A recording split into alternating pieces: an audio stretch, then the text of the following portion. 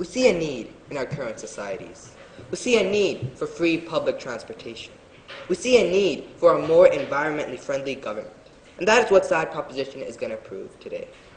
We believe in order to effectively oppose the resolution today, we need to prove the importance of public transportation. We need to prove why the government should provide it for free, and we need to prove how we should produce a more greener environment and have a more environmentally friendly government.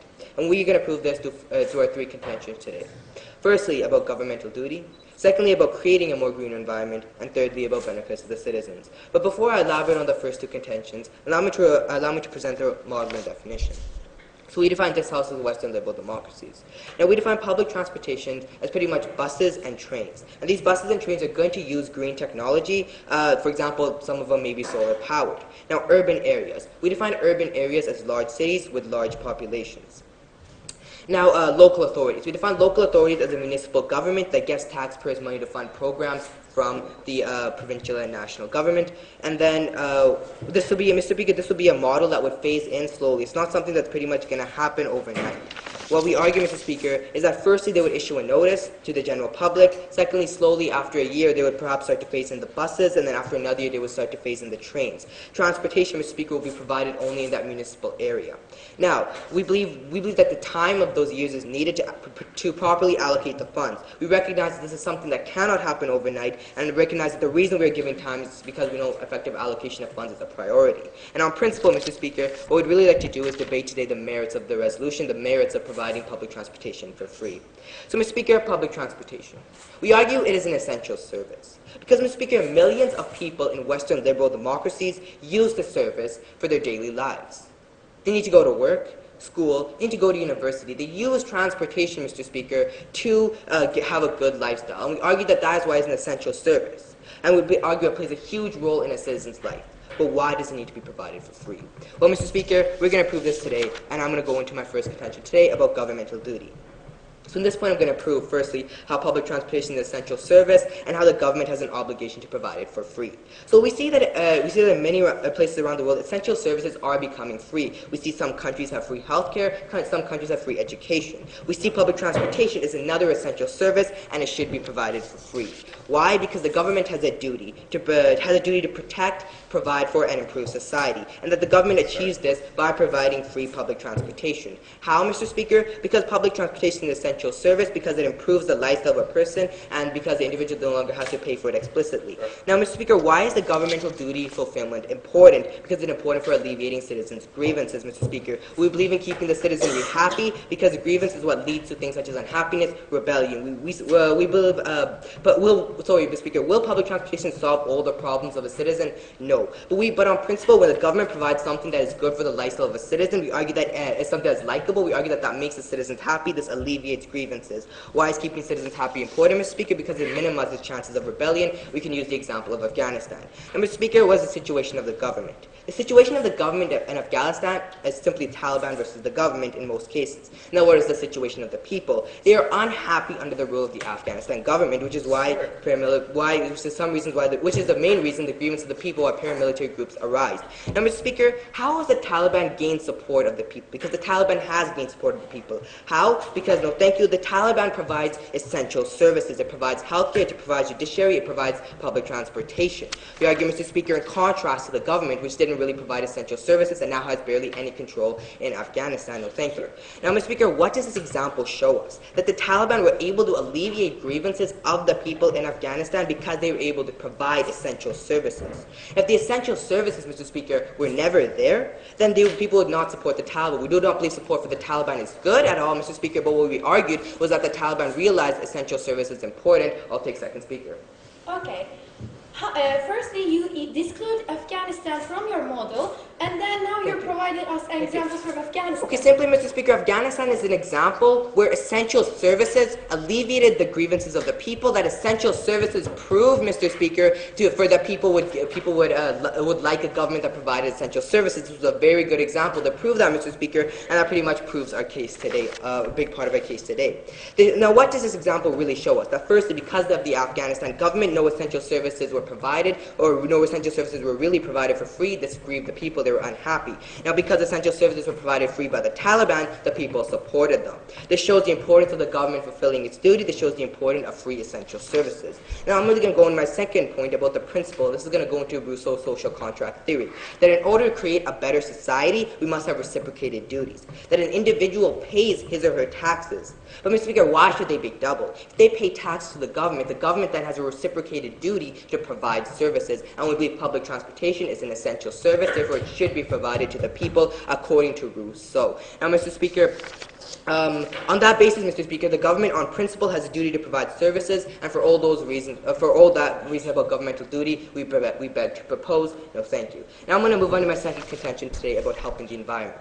So I'm going to prove that through the resolution today, we promote a greener environment on both principle and practical level.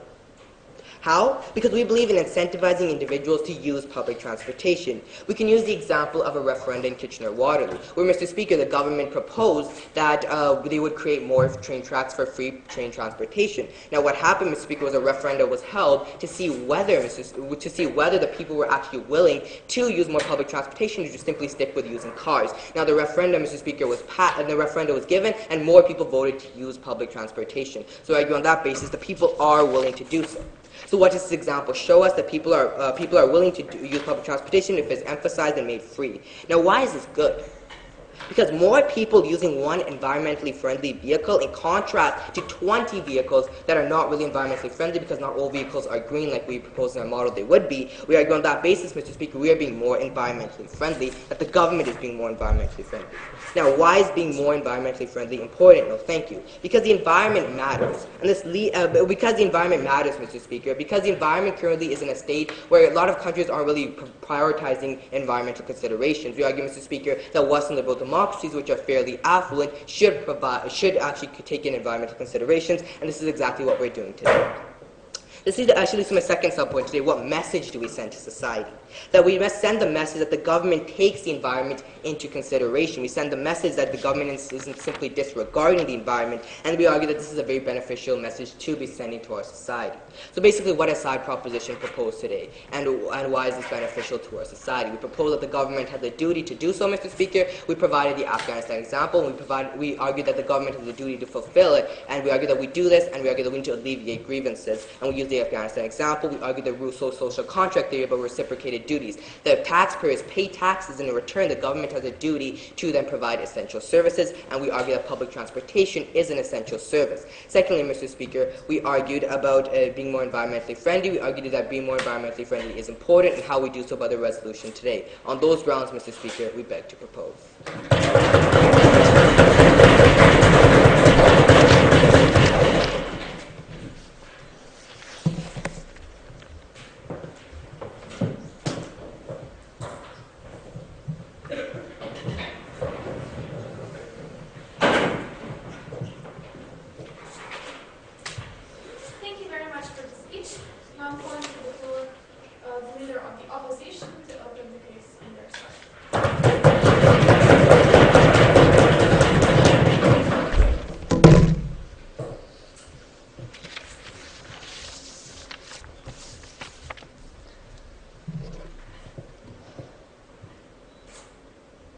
Ladies and gentlemen, 750 million of people in China are unable to access the healthcare.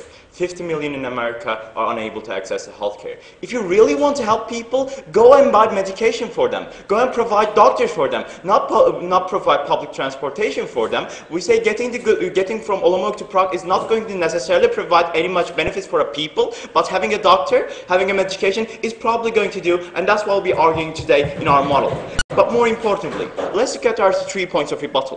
Firstly, the issue about how the government's duty is to do that. Well, of course it's the government's duty, but they have to provide. That's why the rich has to provide for the poor, Mr. Speaker. Of course the government has to provide for this, but why should the government's failing to provide for the poor has to be replaced by the money of rich, Mr. Speaker? Madam Speaker, we say that, Madam Speaker, the rich's money is their rightful ownership, their own property, and that's why the government has no business to taking that money away from them. This is just illegitimate to begin with. Now let's look at the second idea about Western liberal democracies. They talk about how there's a big problem about transportation. Well, Madam Speaker, probably if you're living in Czech Republic, you're probably able to go to Prague from Olomouc. If you're living in the United States of America, you're probably going to go from state to state, Madam Speaker. That is not the problem to begin with. The main problem of transportation is not in the Western liberal democracies because, hey, they already have most of these kinds of things. They're already able to buy for these. But not India, but not China, but not Brazil, not the majority of the world population, which is approximately 80% of the world population, which is no help to begin with. They're already able to provide for the Western liberal democracies, while such proposition is unable to change anything. They talk about Afghanistan, which was specifically excluded by the model, which has the problems. Of course, this is an example to alleviate the situation. Well, of course, the public services are always going to alleviate the situation. We say that there's not to discuss about this anymore. Well, Madam Speaker, now let's look at the last point of rebuttal. How is this going to help the nature and traffic? We say that, Madam Speaker, the reason why people use private transportation is not because they're unable to provide for public transportation, because of the luxury and being comfortable. Madam Speaker, the private transportation for people costs immensely high. For example, $50,000 for a car, an immense amount of money for buying gas. It is very costly for these people, we say. But the reason why these people choose private transportation is because of the luxury. So in their case, still, Madam Speaker, nothing changes. Still, because, Madam Speaker, these people will always going to use their private cars to begin with. The thing that they might change is the fact that the people who does not use any public transportation may be using public transportation, but this is never, ever, and ever going to decrease the amount of cars that we have today. So we believe this model is flawed, and also the model is kind of towards side proposition. So we think that this model is flawed and should not be discussed today because they're never going to change anything. Now, Madam Speaker, we'll be presenting you two facts. Firstly, this is never going to be applicable, even in the model that they have brought you. And secondly, even if this was applicable, still, this does not make any sense, Madam Speaker. Now, let's get the example that I have provided you today, Western liberal democracy. Let's take an example of the United States of America, Mr. Speaker, Madam Speaker. Well, 150 million people every single day use public transportation. Let's say an average cost for this person for average day is $5, let's say. So this means, Madam Speaker, every single day $750 million should be provided for public transportation, which means more than $2 billion each and every single day just to provide a free public transportation in the United States of America. And wait a minute, there are additional costs just because of team proposition. More cars, more gas, more drivers, more maintenance costs, which is going to exacerbate the problem, exacerbate the budget problem only more. I will take you in a second. Which means, Madam Speaker, there's an immense amount of money going to this. And we say this is firstly never ever going to be applicable because even the United States of America, it has a huge debt, which is, for example, in the case of China, they owe $3 trillion to China. They're not even able to provide shelter, which 20 million people in the United States of America is homeless, and 50 million are unable to access on health care. We say that, Madam Speaker, in this situation, this is never going to be applicable because, hey, they're not even able to provide for their health care and education to begin with. This is never going to happen, Madam Speaker. Yes, please. But, sir, you still haven't answered the fundamental question. Why should a citizen living in a Western liberal democracy pay double for public transportation for an essential service that the government has an obligation to provide? Well, Madam Speaker, firstly, we say that if the government has to provide something, it should be prioritizing. Yes, it would be very good if they were able to provide for transportation. But, Madam Speaker, the reality is they are not able to do so. But more importantly, the justification is on some proposition. They have to justify why the government has to replace their failing of economy, failing of providing services to the people by taking out the money from the rich and give it to the poor, which is never told by such proposition, Madam Speaker. Now let's get the second idea. Well, let's get the more majority of the cases. In the case of China, 750 million people are unable to access to health care, but more importantly in India, where the people are unable to provide for a paid transportation to begin with. Even if they're paid, still, Madam Speaker, the public transportation is never enough. We say that if this was free, then the government wouldn't be able to provide anything for anybody, Madam Speaker, because it's going to be very costly for the government of India and China, which has no money to begin with. We say that even the realistic cases does not happen. But, Madam Speaker, even in the Western liberal democracies, like in the case of European Union, where Spain, where Portugal Portugal, like Greece, like Iceland, where all over Europe has a failed economy and it has immense amount of debt. Which means even in the Western liberal democracies, this is never applicable, Madam Speaker, because these people have immense amount of debt and has an intention as a need for money. We say that the money is crucial for these states and should not be spent on this. So what do we say, Madam Speaker, in that case? We say that even if this was applicable, this is not rational. Why side proposition invest all their money they have to the public transportation? We say going to Olomouc from Prague does not necessarily provide any benefit for people, but the medication does, but the healthcare does, Madam Speaker. We say that public transportation is a secondary good, not a private good. Private good is, Madam Speaker, is medication, is education, is food. But the public transportation is not a necessity. If you do not have public transportation, you won't die. You can walk, you can do anything else, but you do not have medication, then you die, Madam Speaker. If you don't have any education, then you are doomed to a terrible, terrible future, we say. And in that case, Madam Speaker, the side proposition does not do any good for the people. Well, Madam Speaker, if you're in a huge debt crisis, if you're in a huge budget crisis, then we say it is obviously the practical thing would be to invest in the more rational ideas. We say, Madam Speaker, this money, the immense amount of money that we have just talked about, like in the case of $200 billion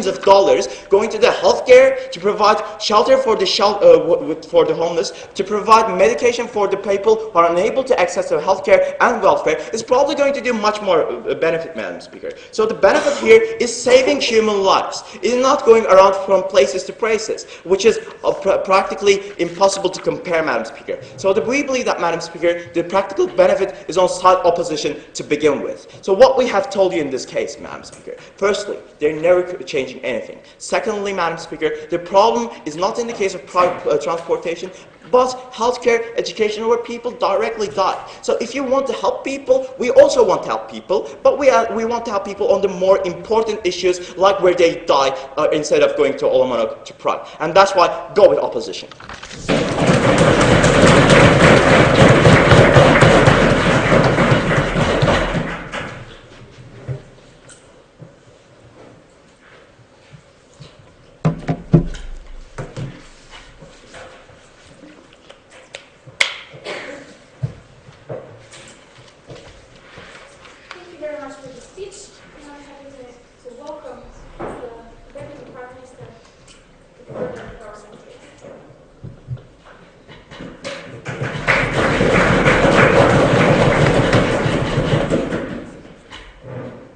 You're a minimum wage worker. And when you get on the bus, you flip the coin that you earned throughout the day. And ladies and gentlemen, you would ask yourself, is this fair? Should the government just stand by? We say, ladies and gentlemen, no, we should not. And that's essentially why we believe that we also say no to the status quo, and that's why we're also here proposing this new resolution that makes public transportation free. Now, essentially, how am I going to prove that within my speech to you today? Now, firstly, what I'm going to do is I'm going to establish to you the benefits of the individual within my which is essentially my contention. But before I do that, let's essentially look at what side negative has told us thus far. Now, the first thing we have a problem with is their countermodel. Now, they say so many people die because they don't have healthcare. So many people die because they don't have education. Now, firstly, what we would say is that these are Western liberal democracies that we are talking about. Canada, UK, and a lot of Western liberal democracies have full healthcare, ladies and gentlemen, have full public educational systems. It's not China, India, these countries that we're talking about, ladies and gentlemen. And also, what we would say is that 2 million people die in Asia alone by the smog and the environmental problems there. And 500,000 people die in China by these environmental problems. So we would say that a lot of people die because of the silent killer. And we would be trying to minimize the silent killer by making free public transportation.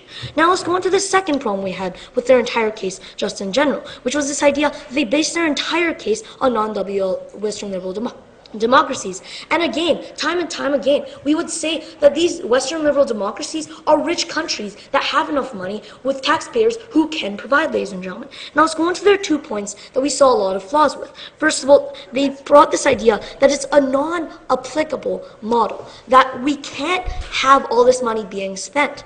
And firstly, what we would say is that Western liberal democracies do have a lot of money, and they have enormous populations, so taxpayers can provide. And also, we said that this wouldn't happen overnight. We wouldn't cut every single type of money. We wouldn't cut healthcare. We wouldn't cut education. What we would do is we would have a transfer time where we would collect money that we get on the side. So actually, their entire soap opera and their entire idea about how the economy would be hurt and how it's not applicable just completely false. Now, the second idea is this idea about how it brings no absolute benefit, which I will be talking about how it actually brings benefits within my speech. But also, we brought forth this idea about the environment, about how actually our view on the environment affects people actually holistically, and it affects people a lot in the places that we live in, which is Western liberal democracies. Now, essentially, let's go into our points that they tried to refute. Now, firstly, we brought this point about governmental duty.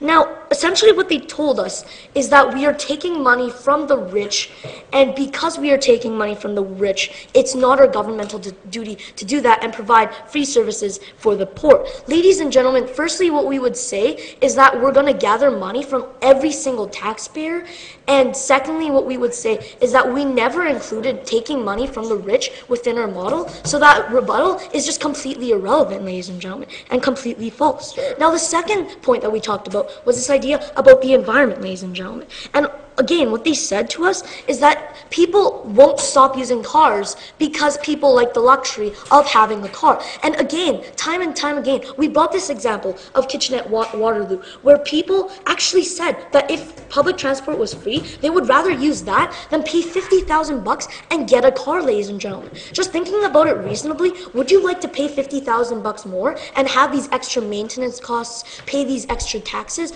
or would you want to go somewhere that's free, somewhere that's more efficient, somewhere that doesn't have traffic, such as a train, ladies and gentlemen? We believe that actually, by common sense, people would want to use these public transports much more. So essentially, that we've taken down this entire first speech that side negative has brought forth. Let's essentially look at what side affirmative has to offer now. Essentially, what we say is this idea about the benefits to the individual. Now, the first thing we would talk about under this is the efficiency. Now, in urban areas where there's a lot of traffic, such as Vancouver, such as these capital cities, ladies and gentlemen, what we would see is that there's a lot of traffic. People take a long time to drive. The distance of walking there sometimes is faster than actually driving. But when you have a train that runs somewhere else, not on the road, it's a lot more efficient, ladies and gentlemen. Also, you don't need to do these maintenances. If the train breaks down, then 1,000 taxpayers' money all gathered, a little bit of money from each person can actually fix this. But if your car breaks down, you have to pay a couple $1,000s by yourself, ladies and gentlemen. So that's another issue about the maintenance. And a third thing is about how clean trains are. And it goes on and on and on about the efficiency. And whilst we can just list all these examples, why is this actually the governmental duty to actually provide efficient transportation? Because, ladies and gentlemen, nowadays our world isn't so small. We see that it actually takes time to go where you have to work. And when you can't do that, and when you have inefficient ways of doing that, our economy is much more less oiled, and you get much more less unsuccessful people, ladies and gentlemen. And just by making this transportation efficient, what we can see is that that's a benefit to an individual. Now, the second thing we would say is this idea about safety. Now, when people start being introduced into this free sort of sense, and as we brought up the case example of Waterloo, people start really going into these public transportation.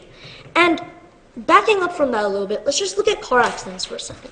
Now, so many people die, I'll take you in a moment, because of the fact that of car accidents, whether it's drunk driving, whether the person makes a wrong turn, There's a lot of car accidents and people die from this every single hour. And what we believe is that proposition can bring a solution to this, and we'll explain how it would, but after I take this POI. Yes? Sir, tell me how people are willingly to pay $50,000 instead of paying $5, but when suddenly free, every single person will use public transportation. This is not realistic. Wait.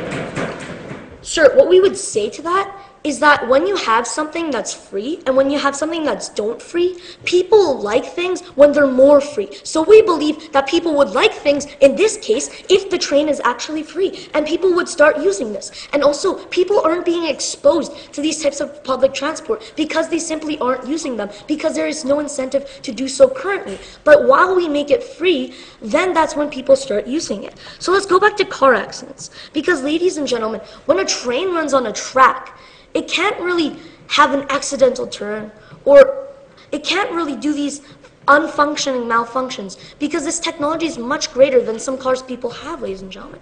And when you see a train, you don't really hear about many accidents. But when you hear about car accidents, that's when it gets exponential. And when more people are using trains, when more people are using bus drivers, buses driven by experienced people, ladies and gentlemen, what you see is that people start getting more safe. Because people start using the more safe option when we give them an incentive to do so, ladies and gentlemen. So that's another benefit to the individual.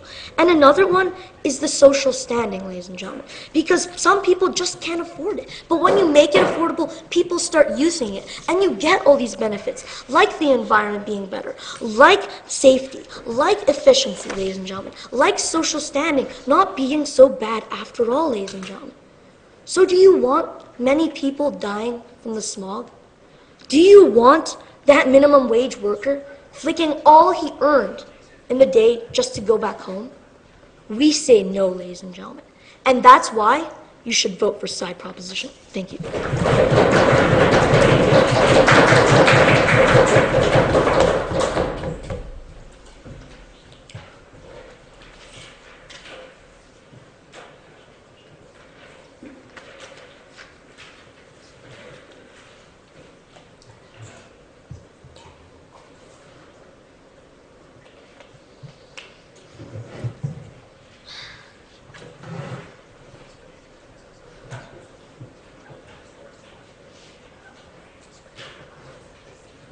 Thank you very much. Now I'm going to give the floor to the second speaker of the opposition.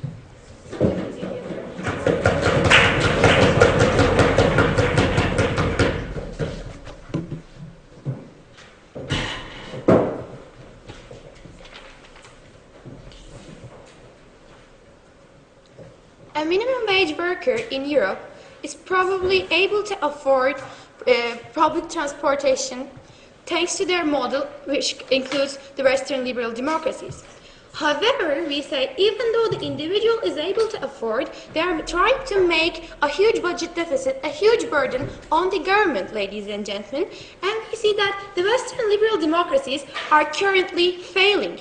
Greece, Iceland, Spain, Portugal, these economies are going bankrupt. These economies are not able to have an extra burden right now, and that's why we say their case does not stand. Ladies and gentlemen, today I will be presenting you an argument which is about how principally unjustified is team propositions offered. But before that, I have 4 points of rebuttal.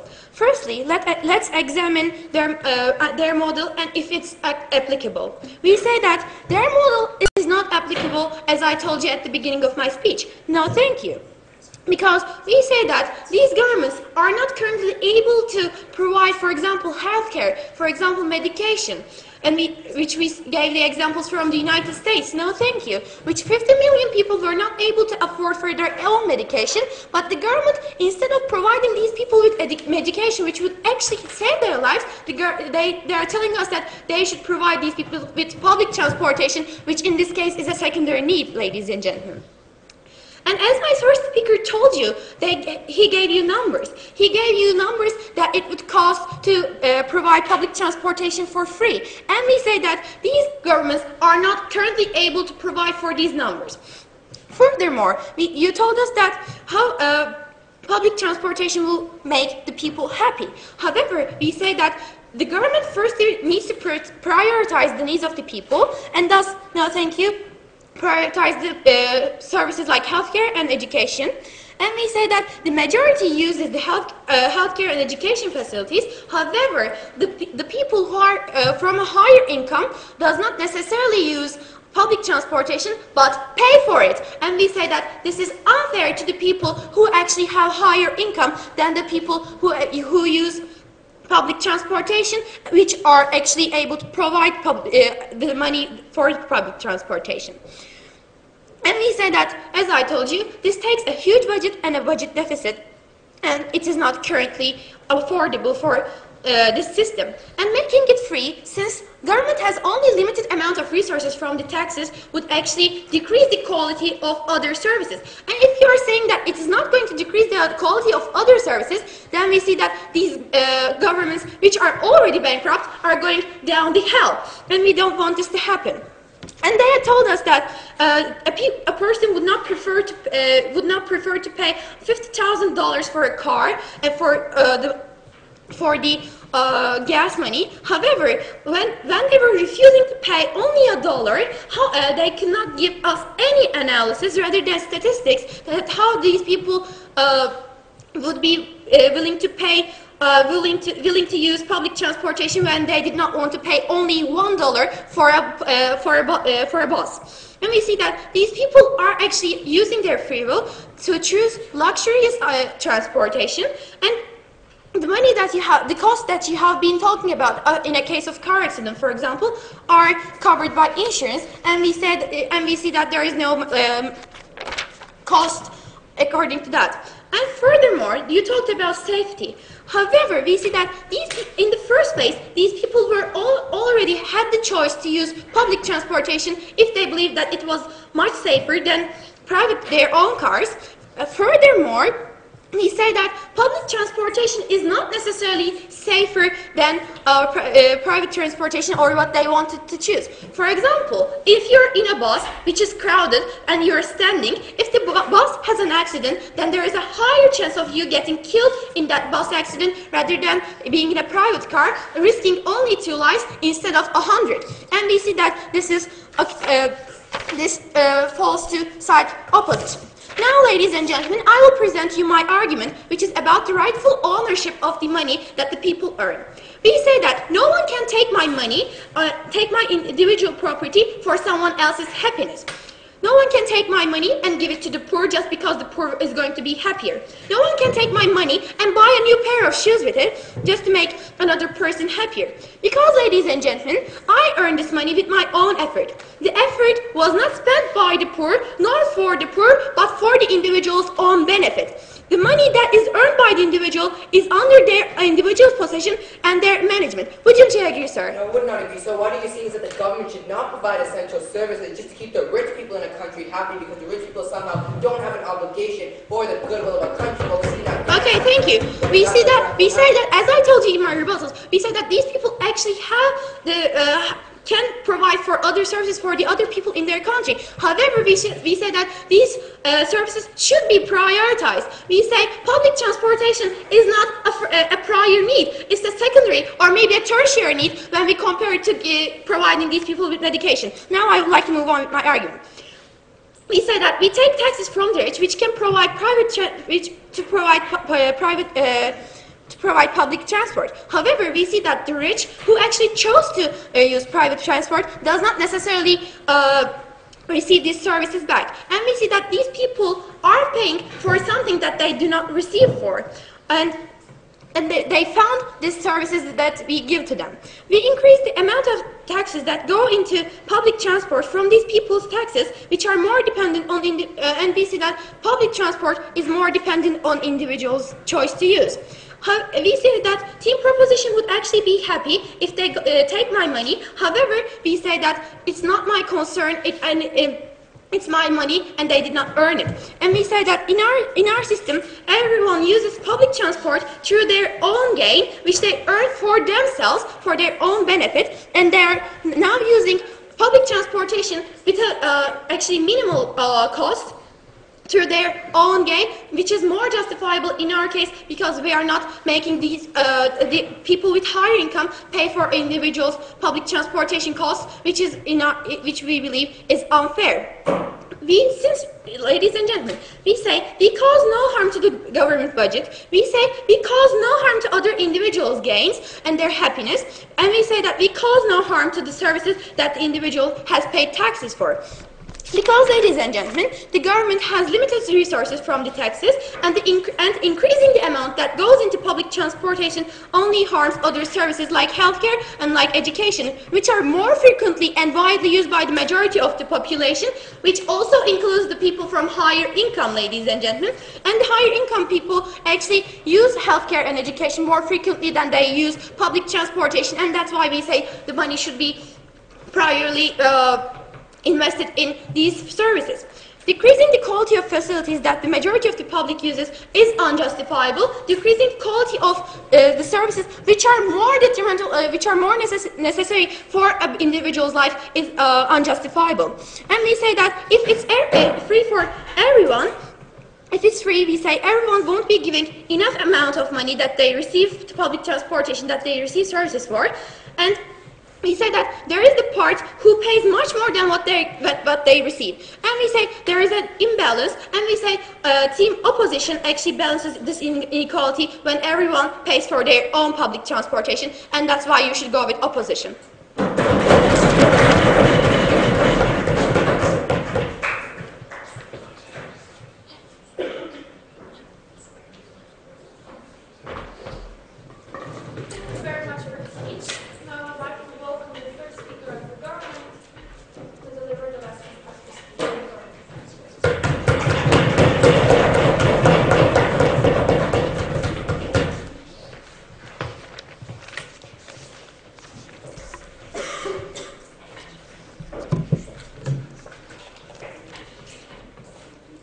Side opposition today wants to create a better government.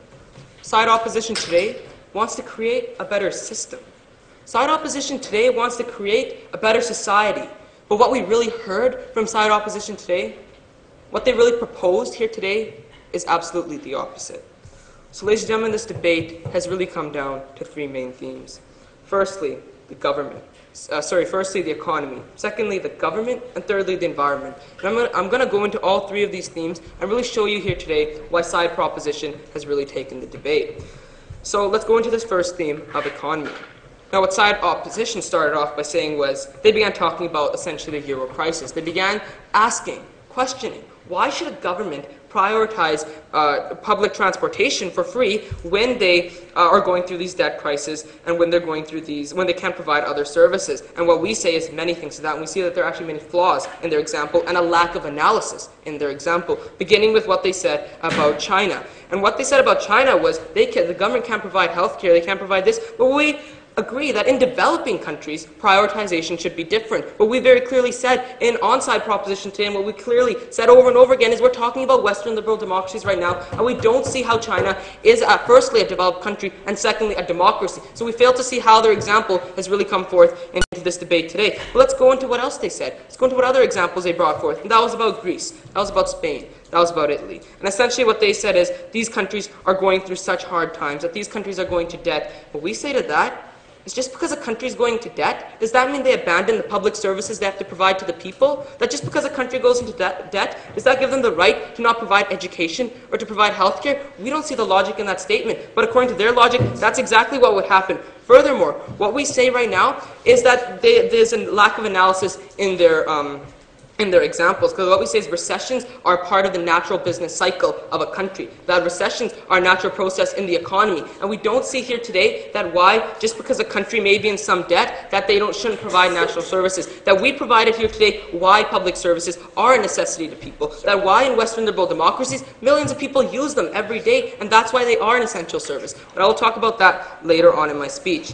Now, most importantly, they brought up this idea of why the rich have to provide for the poor. They said, you know, why should a rich person have to provide for the poor? Well, ladies and gentlemen, why should we believe in democracy then? Because in a democracy, what we would argue is that there's a collective will. That just because you're a private citizen and you don't use a specific service, that doesn't at all give you the right to not pay taxes. That doesn't at all give you the right to reject the system and say, well, you know, we're not going to use this service, so that therefore we should not have to pay. What we say is the rich will use other areas. They may use it in healthcare. They may use it in education. That just because someone's rich, that doesn't give them the right to say we shouldn't have to provide for the poor. Because really, what they're not really providing for the poor. They're providing for democracy. They're providing for the system that we all live in. And this leads into the second point, which is this idea on the government and the need.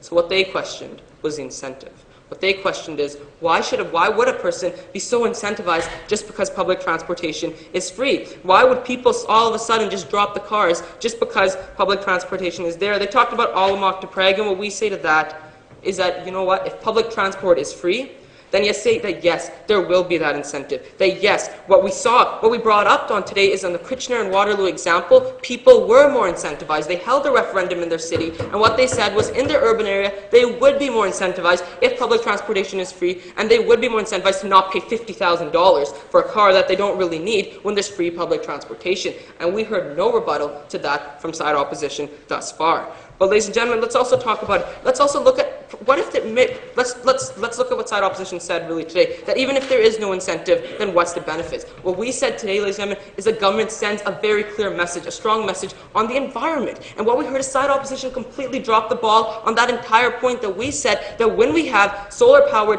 public transportation going around, we are promoting a positive message on the environment, and they completely dropped the ball in this case. And I'll talk about that later on in my speech. They questioned which countries are we talking about, that why should we prioritize healthcare? We already said, we're talking about members in the Western liberal democracy. Now, ladies and gentlemen, this action, and what we see here today is in the government theme, they didn't really rebut our social contract theory. They didn't really rebut why the government has an obligation to their citizens to provide certain services. What we said was when there's an essential service that's provided free by the government, we get a happier society. We brought up the example in Afghanistan, not to say why it should be free public transportation in Afghanistan. We brought up on a principled level that the Taliban have support because they provide essential services to the people, and that makes the people happier. And that's something that we heard no response to from side opposition. Rather, they just kept questioning Afghanistan's not a Western liberal democracy. But as we've clearly shown here today, we're talking about the principle. They didn't rebut the principle of when a government provides an essential service to the citizen, then the citizen becomes more happier. That a citizen, and a happier citizen, creates a better economy, creates a better country, and that's something that we heard no clash to from side opposition here today. Now, yes? The question is this. Is the government of Spain or Greece are able to provide public transportation and healthcare at the same time while they're not able to provide one? Thank you. Now, as we have already said here today, and we clearly emphasize in our model, this would be a phase-in process. This is not a process that's going to happen overnight. This is not a process that we're going to immediately get the governments to start providing for right away. What we said is recession is a natural part of the business cycle, and eventually countries get over the recession. What we said is we're giving them the time to do this because we recognize that they need to accumulate a certain amount of wealth. They need to prioritize and reallocate their funds, and we recognize that here on this side of the House. And what we see here today is that they completely failed to rebut the principle of why a government has an obligation to their citizens to provide the healthcare products. That they said that we should prioritize healthcare, that we should prioritize education, and we said yes in developing countries, but what about developed countries? We heard no response to that here today. So this leads into my third point on the environment. And what they said here today is probably people won't have the incentive. But as we already brought up, the Kitchener and Waterloo example, which clearly shows the opposite, that people will have more of an incentive. But let's talk about why a bad environment leads to a worse society as a whole. What we recognize here today is that the environment is of extreme significance in our society because the welfare of the environment is directly related to the welfare of the citizens. And that's something that we've heard no response to from side opposition. We said that with this resolution, with this implementation, we are providing a positive message from the government that we support green technology, that we support a greener environment. And they did not rebut the message. They did not rebut the positive message that we're sending and that we're bringing forth. And that's something that we want to hear from side opposition today. And what we say here today is that the environment that the welfare of the environment is directly related to the welfare of the citizens. And what we say, and as a whole, is that the government has an obligation to provide essential services to citizens living in Western liberal democracies, and we recognize here today that public transport is an essential service, and we recognize that it should be made free for all citizens living in Western liberal democracies. And on those grounds, and so what we say here today is that side opposition completely failed to rebut our Kitchener and Waterloo example. They completely failed to rebut the incentive point. And what we say here today is that we on side opposition are proud to propose this case. Thank you.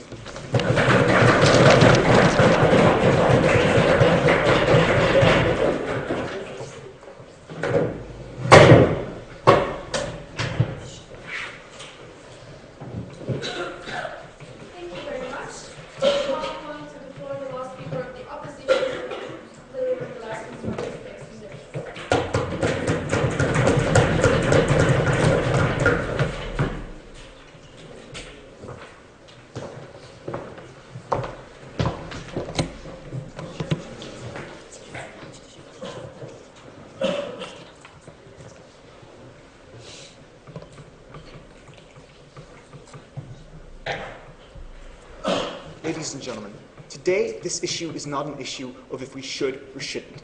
This is an issue where if we can't or can, ladies and gentlemen. And Team Opposition strongly believes that this theory that Team Proposition is bringing about is not technically feasible. They firstly talk about the environmentally friendly government that they claim to be, ladies and gentlemen. But let's look at what was required to be this environmentally friendly government. Billions of dollars spent on green buses and green trains, ladies and gentlemen, and billions of dollars spent on these kinds of services, ladies and gentlemen. Billions of dollars that the governments don't have and cannot impose upon the people, ladies and gentlemen. They talk about solar panels and green buses. Well, guess how much these things will actually cost? These things will cost a lot more than the government can afford, ladies and gentlemen. And by providing free transport to everyone, we're also cutting down the revenue that we gain from public transport, ladies and gentlemen. And this way, we're also offering, Team Proposition is offering to actually increase the amount of expenditure, government expenditure on public transportation while not receiving any revenue. And also somehow, ladies and gentlemen, Team Proposition is going to be able to provide healthcare and education as well. How, ladies and gentlemen? Well, they propose to impose taxes, ladies and gentlemen.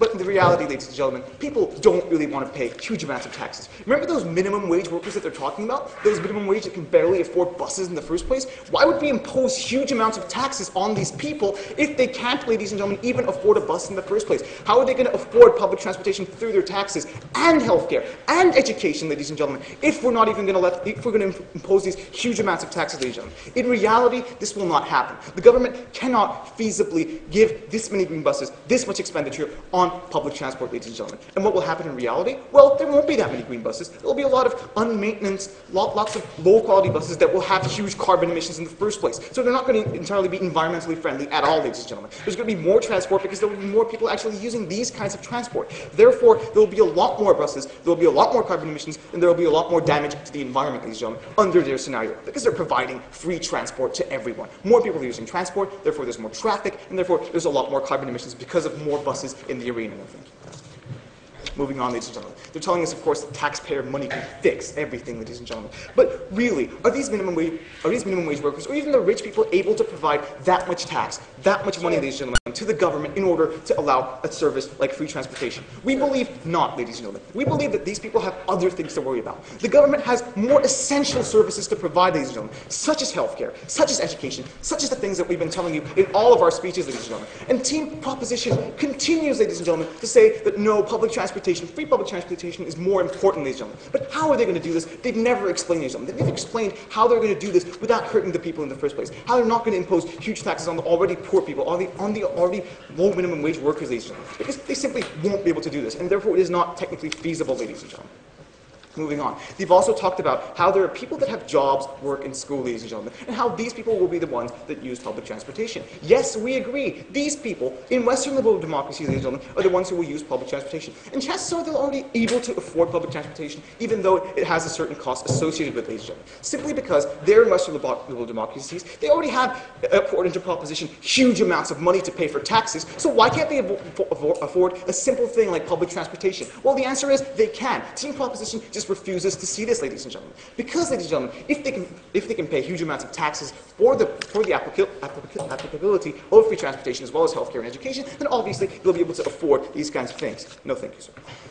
Okay, so what we've told you is that in Western liberal democracies, these people will be able to afford these in the first place because they're Western liberal democracies. Team Proposition already says that these people are rich and that these people have the amount of money to afford this, ladies and gentlemen. If they can afford taxes, then they surely can afford free transport. But ladies and gentlemen, what Team Proposition is proposing is that we can both afford free transport, healthcare, and education, ladies and gentlemen. And we're saying that this is not simply feasible. Moving on. They're also talking about the workers that would much rather use free transport instead of private transport, ladies and gentlemen. But we believe not. They've only given us the Waterloo example based on this, ladies and gentlemen. We believe that one example is not enough, ladies and gentlemen, to analyze this entire case. Let's look at the reality here. These people, ladies and gentlemen, by switching from private transport to free transport, are actually sacrificing a huge luxury. The luxury of being able to park wherever you want. The luxury of being able to go wherever you want, whenever you want, ladies and gentlemen. And instead, they're actually paying huge amounts of taxes for the government to be able to provide this free transport in the first place. So they're losing a lot of money, and they're losing luxury, ladies and gentlemen, for what? A $5 difference. These people already can afford public transport, ladies and gentlemen. That's why they use private transport in the first place. They can still afford it, ladies and gentlemen. But they want to use private transport because it's more beneficial to them. And they're not going to sacrifice this, as well as pay huge amounts of taxes, ladies and gentlemen, for this case. Yes, sir. Sir, you still have not provided an explanation for why a citizen must be required to pay double for a service. You still haven't told us that here today. Well, sir, why should a citizen be required to pay double the amount of taxes, ladies and gentlemen, for this service in the first place? This person isn't actually paying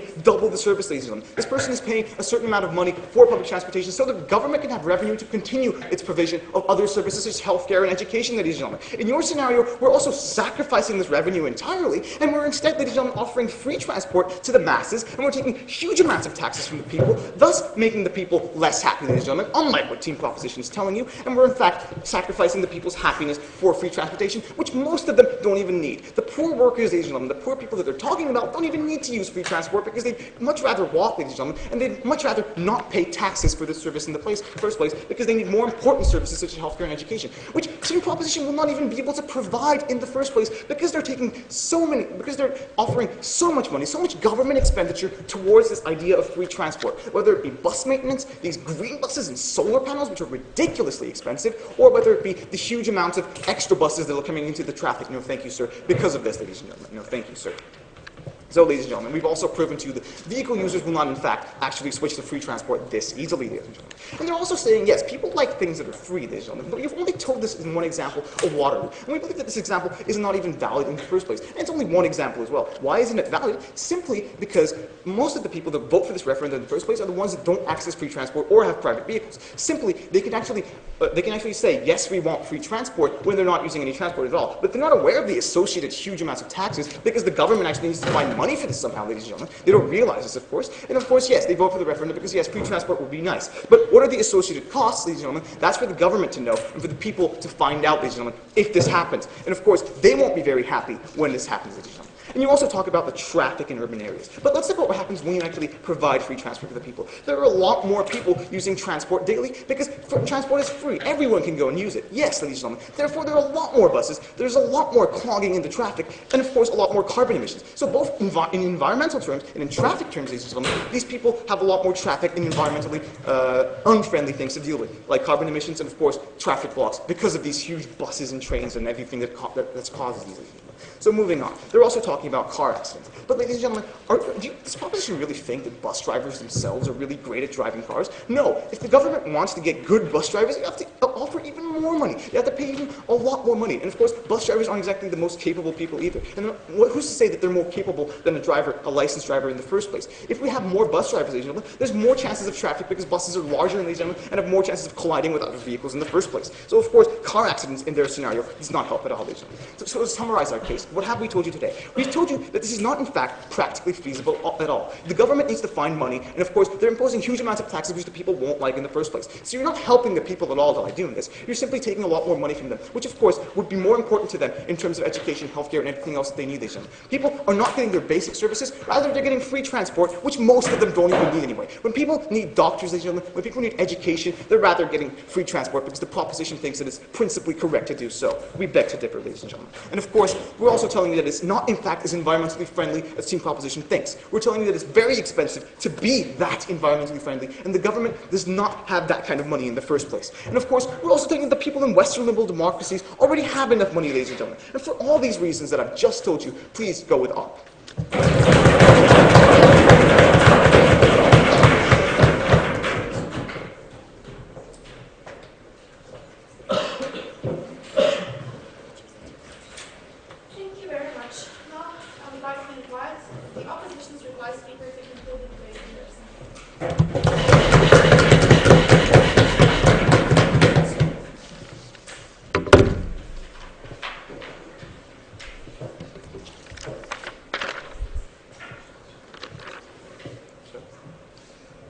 Ladies and gentlemen, the worker that they have talked about, which has working before a penny. Well, excuse me, under the model that they have provided for today, like in the case of Canada and United Kingdom, nobody gets one penny a day. Nobody directly dies because of starvation. But the problem is in the government of budget. We say this is a manipulation on side proposition.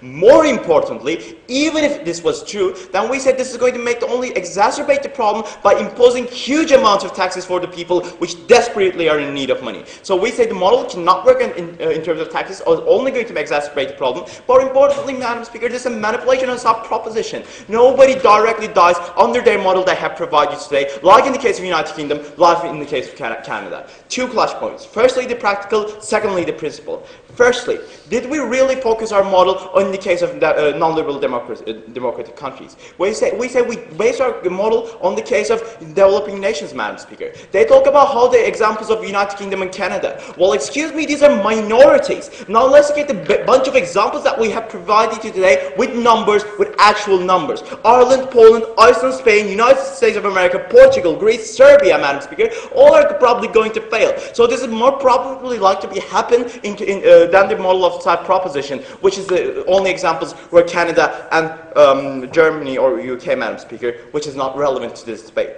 Now let's get the second idea. Well, Madam Speaker, even if this was true, we say that does team proposition really provide practical benefits to begin with? The question was asked by our first speaker was this. Madam Speaker, in most of these countries, people are already able to go from places to places. The problem was in the fact of non-liberal democratic places. In the case of China and India. Well, we say even if they, like the workers they have talked about, does not exist in Canada, but does exist in the non-liberal democratic countries, which means they do not really solve a problem to begin with. We said this was never tackled by side proposition. We say the main problem is not in these countries, but in the case of China and India. Now let's get the last practical thing. Let's compare the practical benefits. They provide education, public transportation, while we provide education, while we provide human lives and saving human lives. They talk about how this is a process, but while Madam Speaker, their whole case is based on an assumption that the economy may get better someday or someday. We believe it's an assumption, and this is not a very credible case to begin with. More importantly, let's look at the minor practical benefits that they have provided today. About car accidents. Well, excuse me, in a bus, you do not wear any safety belts because you're cramped and you're standing. But that's why, Madam Speaker, you're probably going to more likely to die in a bus accident to begin with. And more importantly, all of our analysis was completely overlooked just because of the Waterloo example. Well, we do not say that's a good strategy for side proposition to begin with. We say the analysis that we have provided to you today about how people are not willing to give up luxuries was never tackled, but in fact, was just refuted by a simple example which is not credible for a team to do. Now let's get the principle clash. They talk about how this is the government's duty. We already told you that, Madam Speaker, this is the government's duty, but this is not the individual's duty. We told you that the definition of taxes is to give money for the government so that you can take back services. But in this case, Madam Speaker, the majority of the people are not taking back any services. For example, in this case, yes, people may be in a very bad situation, but this is not necessarily has to concern those people who has earned that money, who has belonged to that money, Madam Speaker. For example, I might have 2 jackets and team proposition may haven't got any jackets at all, but Madam Speaker, it is not necessarily justified for me to give my jackets to side proposition. We say I am the rightful owner of the jacket, and that's what I have earned that with my rightful ownership and also my work and contribution. So in that case, Madam Speaker, it is never justifiable for a government to take the richest money and directly give it to the poor. We said that is why we have imbalance in the society, but Madam Speaker, this is how things are going, and that's why I have earned it. So what we have told you that, Madam Speaker, the model was never applicable, but more importantly, even if it was applicable, we say that education and health is probably going to be much more important. We say this is never going to be implemented at the both time because already none of these are existent. So that's why, go it up.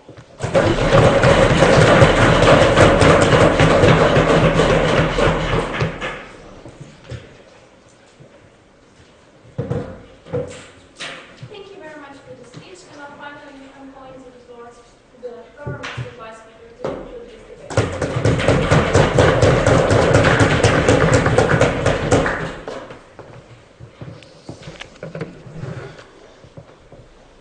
So, Mr. Speaker, we had a few burdens to prove to the House today.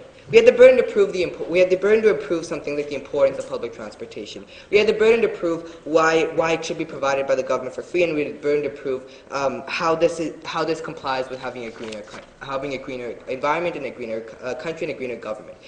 I'm going to prove that we have proved those three burdens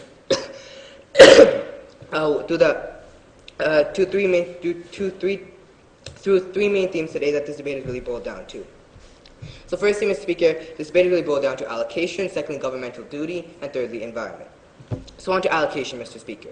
So where should the money go so that it should do the most good? Now, Mr. Speaker, we argued the importance of free transportation. We argued a lot about alleviating grievances, the importance of keeping people happy. We used the example of Afghanistan. Now, side opposition really limited their rebuttal to simply said that Afghanistan is not a Western liberal democracy, and they said that this example didn't really prove anything. But what did this example prove? This example proved two things. In order to maintain support of the people, you need to provide free essential services, and in order to alleviate the grievances of the people, you need to provide free essential services. And this Afghanistan example, on those bases, on what we proved that those two things lay unrebutted to by side opposition.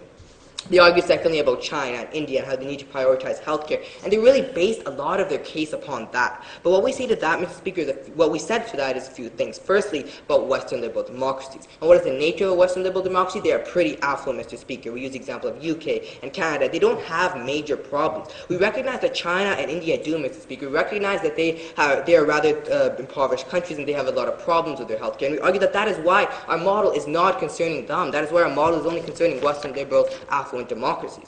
This lay unrebutted to by side opposition. They simply just kept on repeating that China and India, they can't do this. Well, Mr. Speaker, we recognize that, which is why we didn't include them in our case. Secondly, thirdly, Mr. Speaker, they brought forward the Euro crisis, how European countries have debt, but therefore they shouldn't provide free services. But let's analyze this, Mr. Speaker. So essentially what side opposition said is that citizens should suffer for the bad decisions of a government. The citizens should not have free transportation because the government made bad decisions. This is principally wrong, Mr. Speaker. The citizens didn't bring the country down to its knees. But because the country is down, Mr. Speaker, we actually argued that people are pretty unhappy. We really saw that with Greece. So the government better start providing services to alleviate the grievances of the people. Now I'll move on to my second theme today about environment. So we built our case on creating a better environment, Mr. Speaker. We argued that people will stop using cars, start using more transportation, and that's a lot about what our case about environment was built upon. Now why is this good? Because a greener environment, Mr. Speaker, sends a good message, and it sends that the government is prioritizing environment. This is unrebutted to by side opposition. What they argued, Mr. Speaker, was that people won't stop using cars. Now we argue that this was a complete assumption with no evidence or backing. We did provide evidence, Mr. Speaker. We brought forward the Kitchener-Waterloo example, and this lay unreplied to by side opposition. They just kept on saying that one example is not a credible thing, but this disregarding the fact that they didn't provide any examples to support their case that people won't stop using cars. They provided 0 examples. We provided 1. On that case, Mr. Speaker, they fall. They said that, Mr. Speaker, there will also be more emissions, more traffic. But, Mr. Speaker, we question what is better: one solar-powered bus carrying 30 people, or 30 cars, Mr. Speaker, that are not green, not solar powered. We argue that 30 cars will, number 1, have more traffic, and number 2, will have more emissions. We argue on that basis, Mr. Speaker, that had nothing to say. They also had to argue that if bus was in an accident, more people would die. But, Mr. Speaker, how often do bus accidents happen and how often do car accidents happen? We argue that car accidents happen much more often. Thirdly, governmental duty, and this is the third theme today. We brought forward this social contract theory about reciprocated duties. We argued upon taxes, Mr. Speaker. That people pay taxes, why should they be forced to pay double? This is the central question that side opposition did not answer. And this really lay unreplied to by side opposition.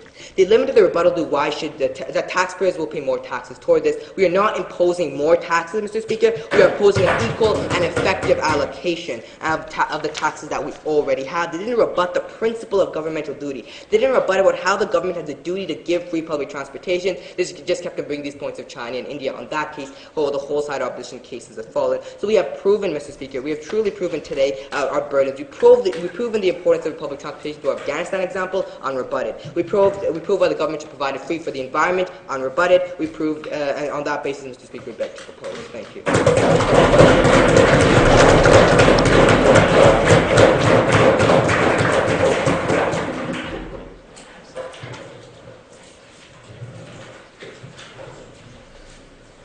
Thank you very much for this debate. The members can shake hands, and then we can go inside and just reach a decision, and then we'll talk about it. Thank you. Good job. Good job. Wait,